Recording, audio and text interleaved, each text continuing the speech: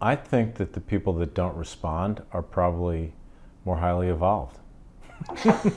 Okay, are you calling both of us not highly evolved? Yes, I am.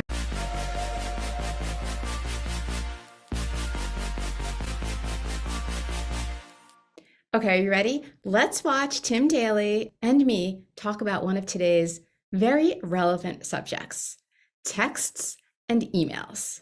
We also analyze how many couples, including Tim and his partner Taya, do something peculiar yet common. It's a tiny taste of our big, delicious interview. You can watch the whole thing uncut right now. Just click on this card up here or on the link in the description below. Let's do it. So, like, what are some of the things you're doing on your phone? What are your most frequent things? Well, I mean, I broke my shoulder recently, right? Oh, that's right. I forgot to ask. How are you doing? Yeah. You look good. Better. It's still kind of crunchy, but you know, I'm back. But I was putting in the address of a restaurant, and well, I mean, the irony of it is crazy. And I tripped over a handicap safety ramp, which is kind of a self-fulfilling prophecy. So But you were walking? walking and looking at my fucking phone, you know, which anyone who lives in an urban area, especially New York City, you know, every day you have an encounter with someone who's walking and looking down and bumping into you because they're completely unaware of their space they're taking up in the city. Anyway, what was the question? Oh, how is it? What are you doing on your phone? That's right. So what are you doing most on your phone? It's mostly texting. Okay. Texting, email, you know, maps, stuff like that, and saying, you know, hey Siri, what movie was Steve Martin in, and blah blah blah, whatever it is. You know, I can't remember. Yeah. By the way, only murders in the building. Oh yeah. I haven't seen it. You live here. I know. You need to see it. Okay. And Steve Martin is fabulous. Okay. I'm not sure it's Selena Gomez, but yeah. Okay, so your maps, all those things. So Siri, right? So you're not doing the things that are really bad for you. Just to be clear. I'm not. You're not gaming and whatnot. I'm not gaming. You're not social media. Well, I do Wordle, right, which is sort of the more hopefully intellectually stimulating version of gaming. But you know, I probably look at Facebook and Instagram once a day for a couple of seconds. But that's funny. I thought you were never on those two things. I thought you were not even. I thought you just had a social media person doing that stuff. Well, I do. Yeah. But I have different. I have different personal accounts. Ah, right? Okay. And again, I have a social media person that does that stuff, and I have, you know, my private accounts, and the people on there are people who mostly I'm related to by blood. Got it. So. Yep. So you're connecting with your people. Yes, but the thing that pisses me off, I have to say, is that even the people I'm related to by blood, you know, I'll be going along and I won't have looked at Instagram for a week, and I'll look at it and it'll be like, wait, you graduated from college? What? You graduated? Why didn't you? You know, and there's this assumption that I should be following their lives. These are my great nephews who I love and adore. They're the greatest kids ever. These are your sister's kids. Yeah, but it's like, the fuck, like, just, you can't tell me, you know, I have to actively follow your life through the pictures that you post on something. It's just weird to me. That is interesting, because that's another example of like a little lack of connection where there should be one, because it's already done that way. Yeah. Where so nobody's getting on the phone and calling you and saying, hey, guess what?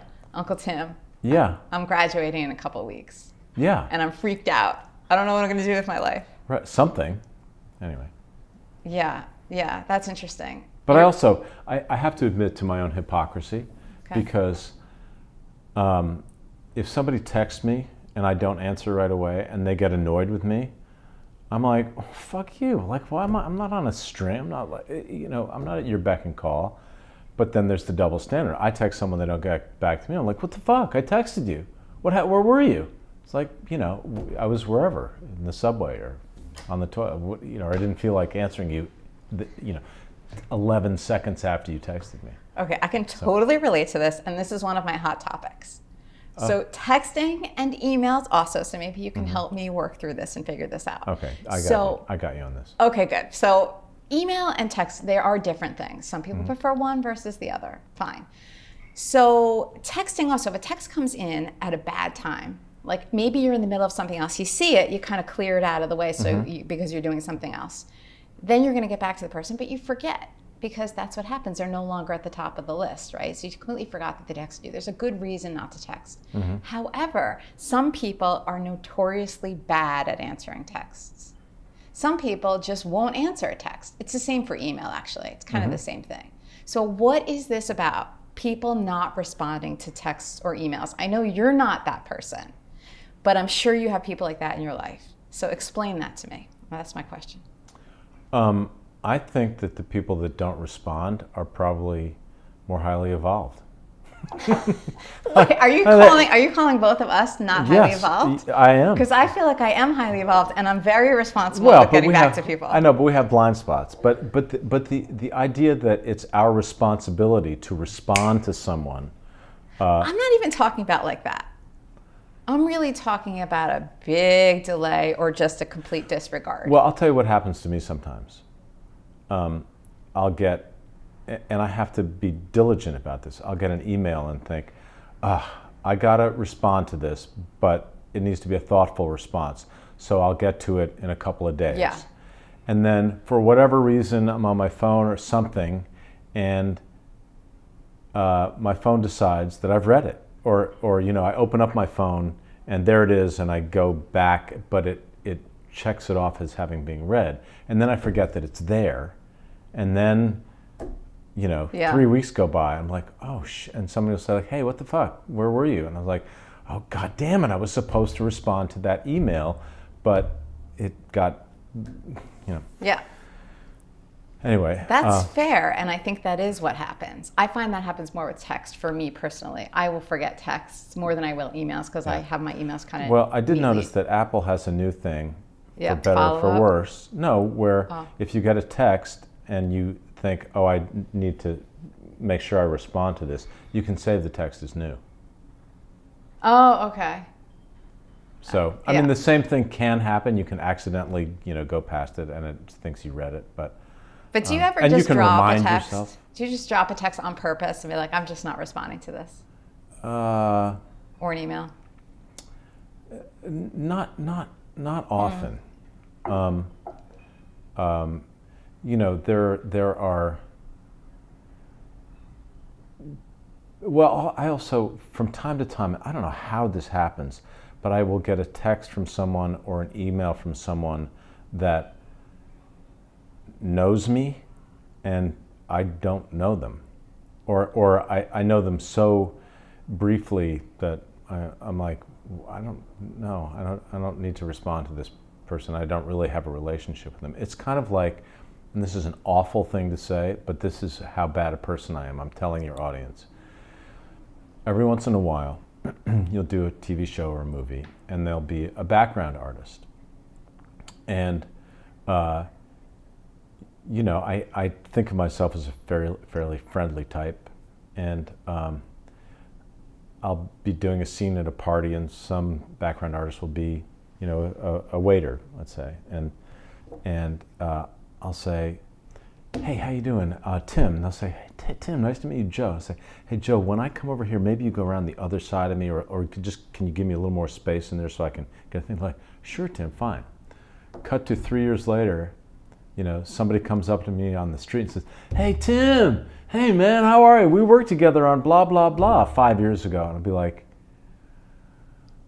what? Yeah. And they have a fond memory of a moment that we spent together, but I just don't. Maybe some people's minds work this way, but I don't. Yeah. Well, yeah. How could you? Because you've come thousands upon thousands of people. And so I can't quite.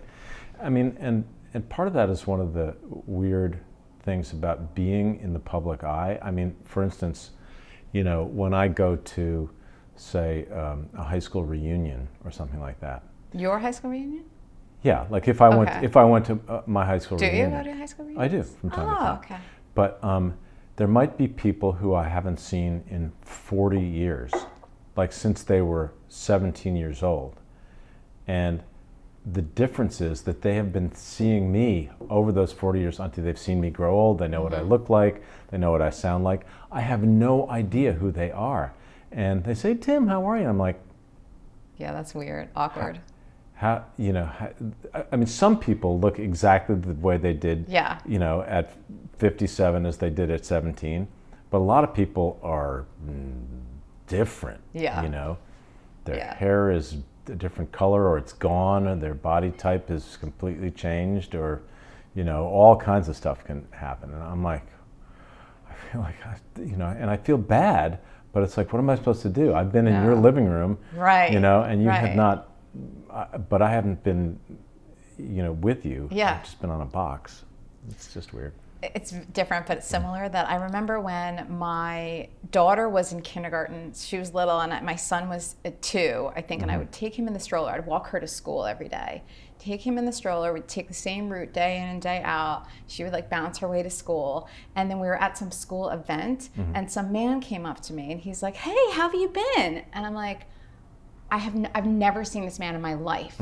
And then I realized, or I guess he told me, I see you walking to school every single day. So he was so used to seeing me and my 2 kids walking to school every day that he thought he knew me. I've never seen him. He was in a car. Yeah. Never interacted with the man. That happens. I find that happens in, well, I guess I'm going to talk about my relationship. Like, I find that from time to time, I will have something in my mind. It could be something mundane, like, we need eggs. And Taya will come back from shopping, and I'll say, where are the eggs? She said, I don't know we needed eggs. It's like, yeah. And then I realized, I said it to her in my mind, but I didn't actually say it out of my mouth or write it down. I just expected her to read your mind. Read my mind somehow, and it goes both ways. There's an interesting thing I read about a couple of years ago called Transactional memory, which I think is really funny, and it's kind of wonderful and sort of dangerous, where couples, and this certainly happens in my relationship, like, if one person is really good at something, the other person just cedes that thing to them.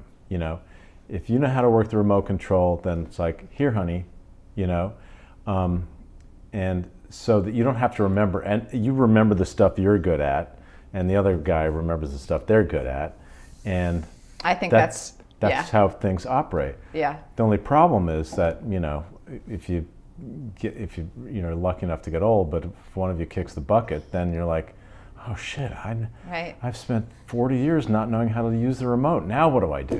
Yeah, that's learned helplessness is what that is. It's learned helplessness. That's a psychological term, which is true. It's like sometimes when it's like that. Do you teach what's the expression? I forget all these expressions now. You give somebody fish, or you teach them how to fish. You know what I'm talking about. Right, yeah, that's that What biblical is that? thing. Yeah, so it's like better to teach them how to fish. Otherwise, Right. they have what's called learned helplessness. So if they don't know, they think they have to rely on somebody else to do it. So they become helpless because they never have to do something for themselves. It's that same thing. Right. But I think that is true, and I definitely do that with my husband. He does it with me. We have our things that we're better at, so it's like, yeah, you're just going to do that. And then if, let's say he's away or something like that, and the carbon monoxide thing starts beeping, I'm like, oh shoot, I don't know anything about this. Okay, I'll tell you how to deal with that. Okay. You get a ladder and like a hammer or a broom, and just bash it till it falls off the ceiling, and then just take the battery out. That's what I do. Yes, that's the thing to do. Okay, so your daily routine. Give me just give me an idea of what you're up to these days.